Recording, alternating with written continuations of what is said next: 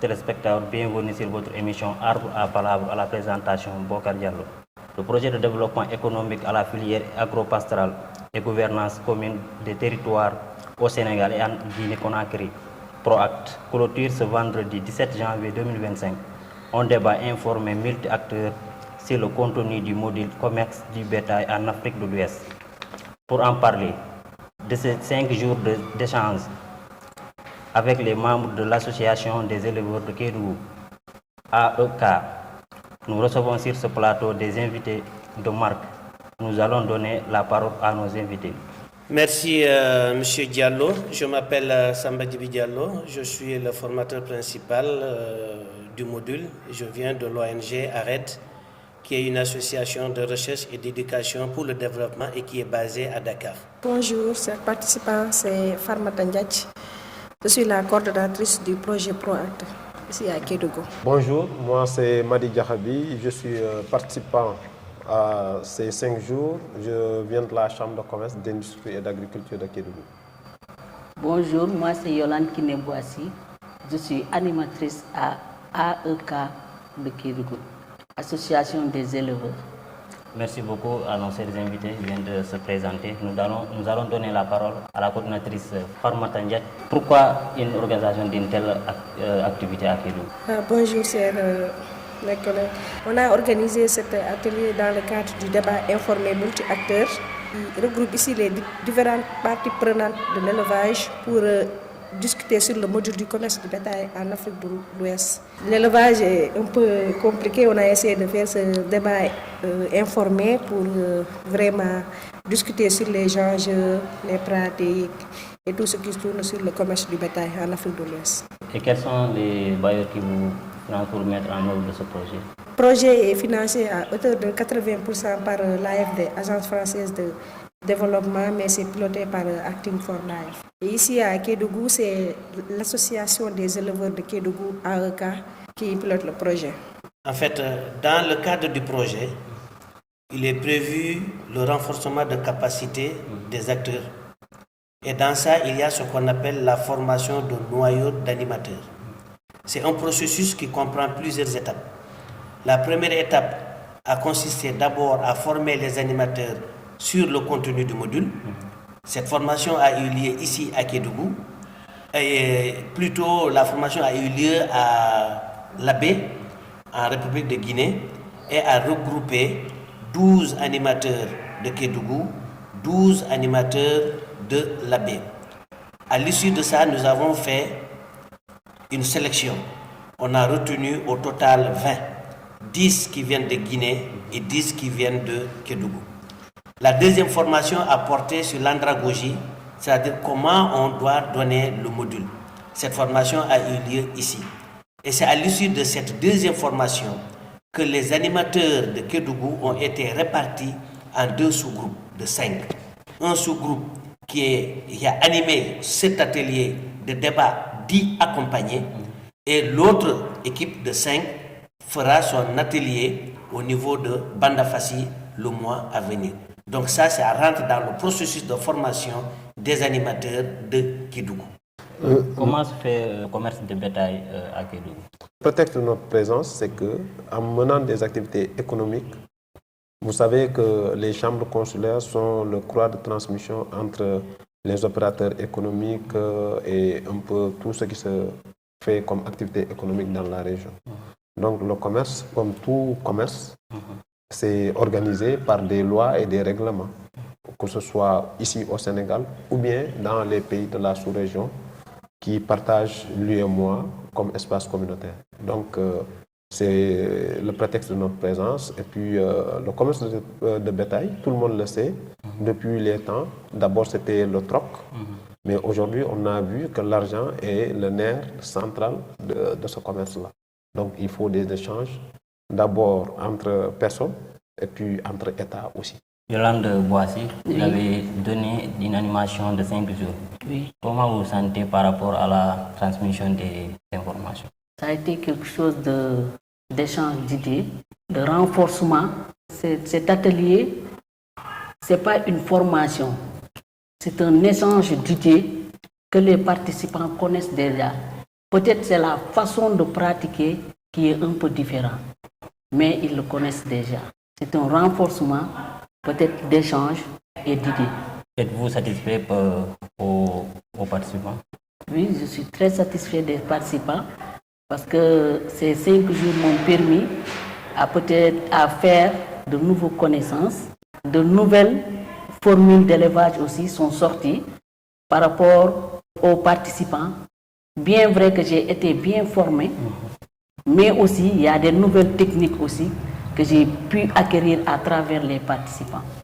Farmata Ndiaye, qu'est-ce que le projet pourrait changer dans le secteur de l'élevage ici à Kédougou?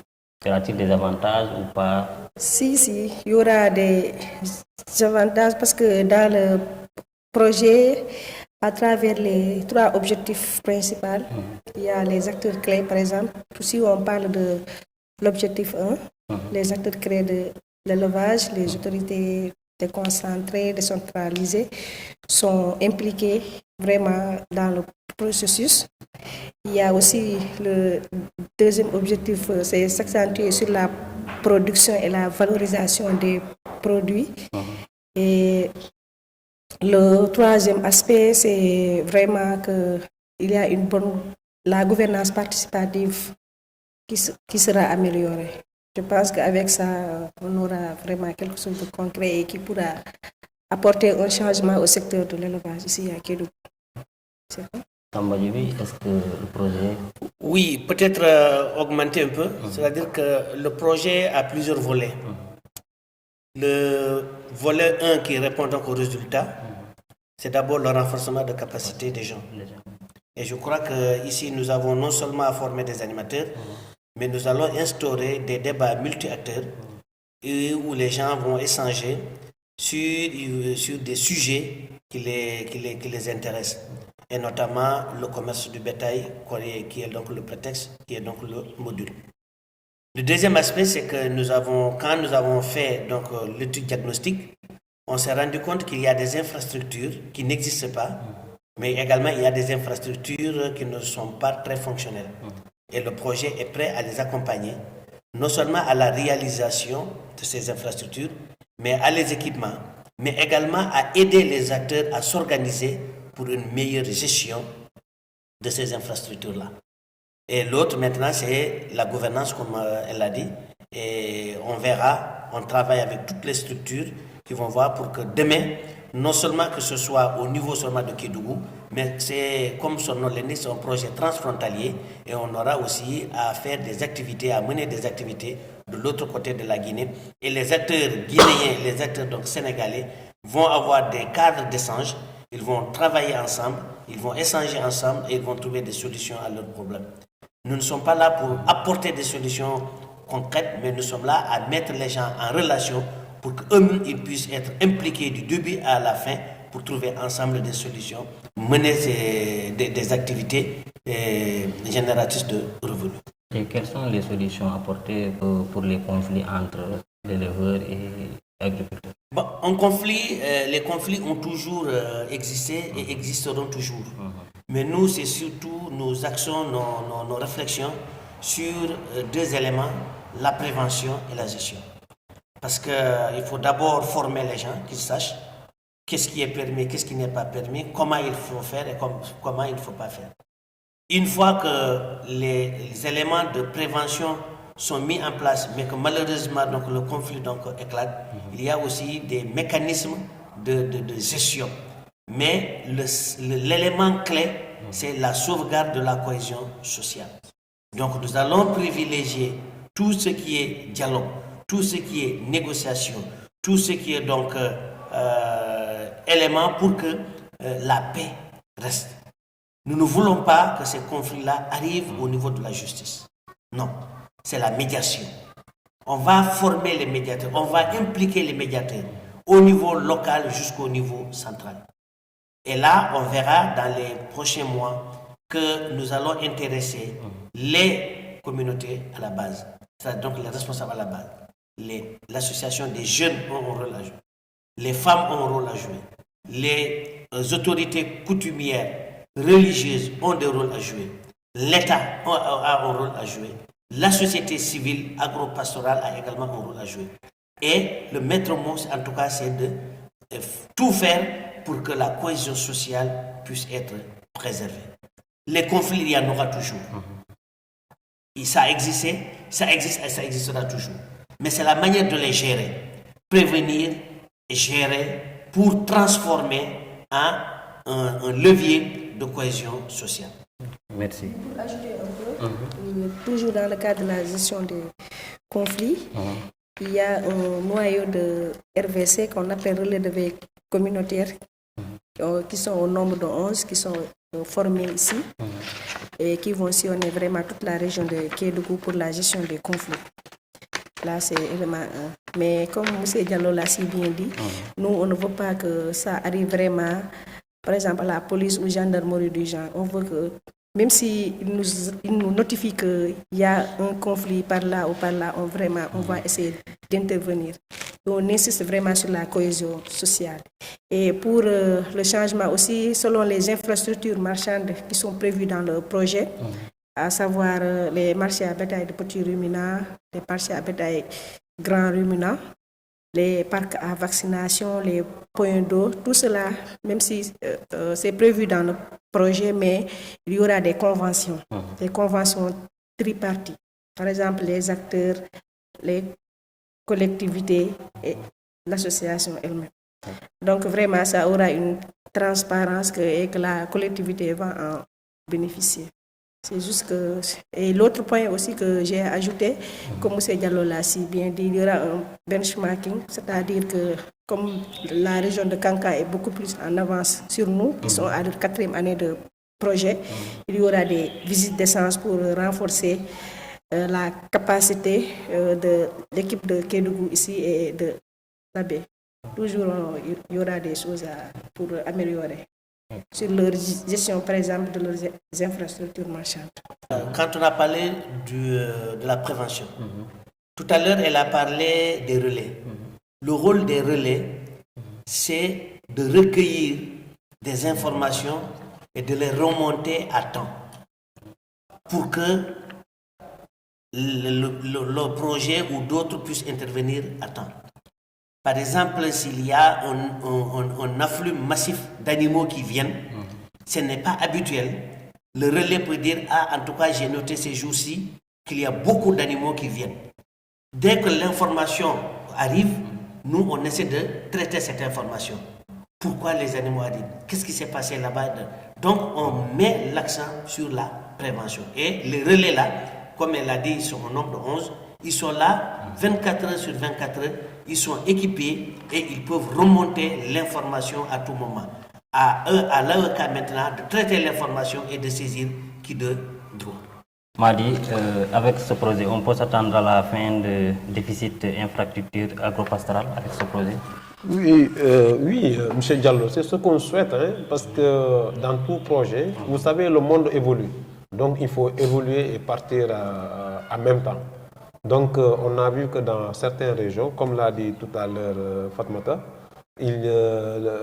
Kankan sont en avance de plus de 4 ans sur peut-être la région de Kédougou. Donc, il faudrait qu'on fasse une certaine mise à niveau pour que ce qu'on retrouve là-bas de bien soit reproduit au Sénégal.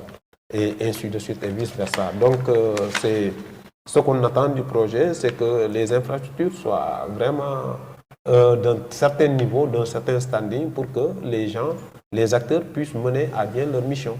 Que ce soit dans la vente, que ce soit dans l'abattage même de ces qui est là pour amener de la bonne nourriture sur nos tables. Donc on souhaite vraiment que les infrastructures aussi suivent l'évolution du monde.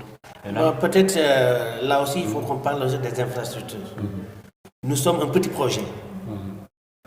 Nous n'avons pas beaucoup de moyens. La région a besoin de beaucoup d'infrastructures. On ne peut pas faire partout. On n'a pas ces moyens-là. C'est le premier projet.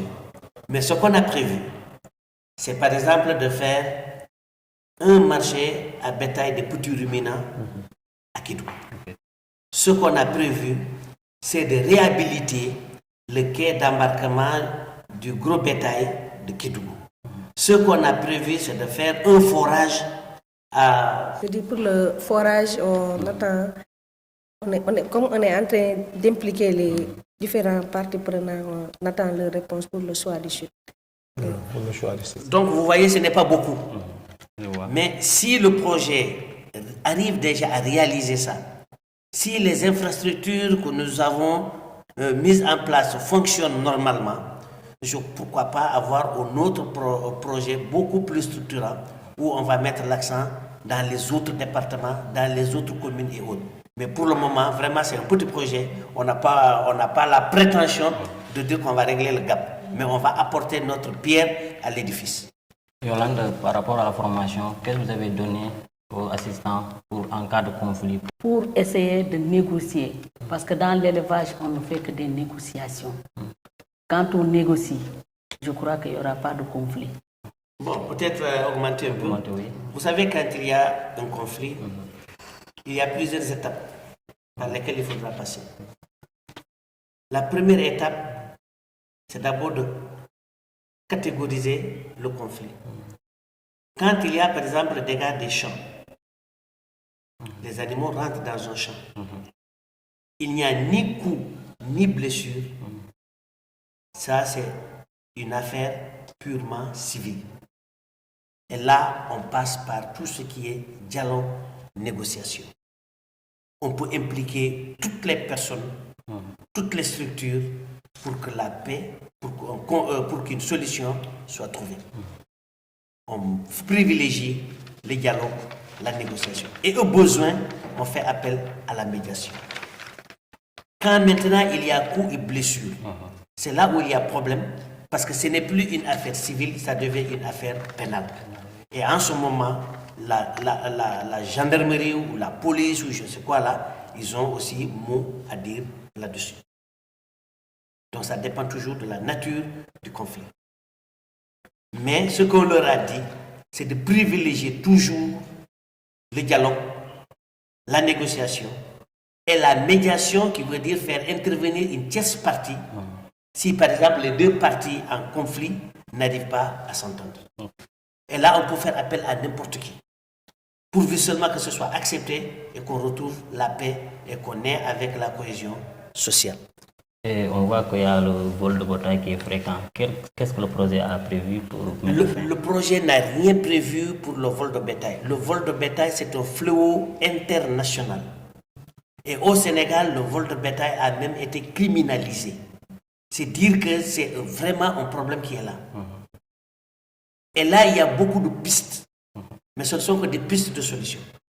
Les gens vont jusqu'à dire identifier les animaux. D'autres disent par le bouclage, d'autres disent par des puces électroniques. Il y a beaucoup de solutions qui sont mises en place. Mais le vol de bétail, il est là. Il n'y a pas une solution miracle. Et le projet n'a pas apporté, en tout cas, un élément pour dire voilà comment on va lutter contre le vol de bétail. Non. Avant de terminer, quels seront vos derniers mots?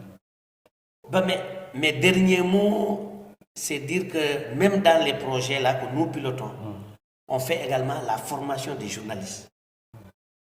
Et ce qui me plaît, c'est que je vous ai vu travailler.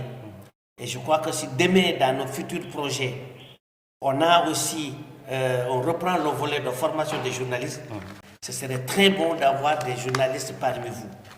Parce que vous savez, le pastoralisme, c'est une chose que les gens ne comprennent pas beaucoup. Et très souvent, on dit, les journalistes sont les vecteurs, en tout cas, de paix, mais également vecteurs de conflit. La manière de rapporter un événement peut mettre de l'huile au feu. Et je crois qu'aujourd'hui, on a besoin d'avoir des journalistes qui sont donc sensibles à la paix. Et je crois qu'on a même conçu des modules sur ça. Journalisme sensible au conflit. En tout cas, je vous exhorte à travailler. Je vous exhorte également à vous rapprocher du projet, donc de la coordinatrice, de son équipe, pour ne pas attendre qu'il y ait conflit, pour venir faire un reportage. Il faudrait avoir des thématiques qu'eux, ils peuvent vous donner, que vous allez développer avec des gens. Tout à l'heure, vous nous avez appelé, on a discuté. On est en période de paix. Pourquoi ne pas le faire avec les éleveurs et les agriculteurs en temps de paix? discuter avec eux, poser les jalons, qu'ils se connaissent, qu'ils se comprennent. Et c'est sûr, c'est que s'il y a la compréhension, beaucoup de problèmes peuvent être réglés. Il y a problème quand les gens ne se parlent pas. Il y a problème quand les gens personne ne sait qui est qui fait quoi. C'est en ce moment-là. Et je vous exhorte, vous aussi, à faire des reportages en temps de paix. Allez rencontrer les éleveurs.